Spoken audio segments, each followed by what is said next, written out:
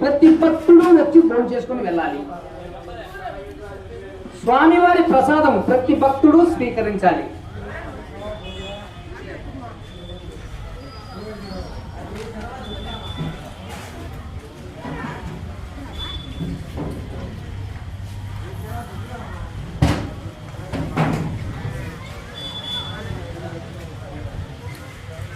స్వామివారి ప్రసాదం ప్రతి భక్తుడు స్వీకరించాలి. నాశుడే నాశుడే బే నాశుడి రమ్మని మైక్లో చెప్పు బే ఓ బే నాశుడి ఆడనీటికి రమ్మని చెప్పు. నాగేశ్వర రెడ్డి ఎక్కడున్నా అన్నసత్రం దగ్గరికి రావాలి.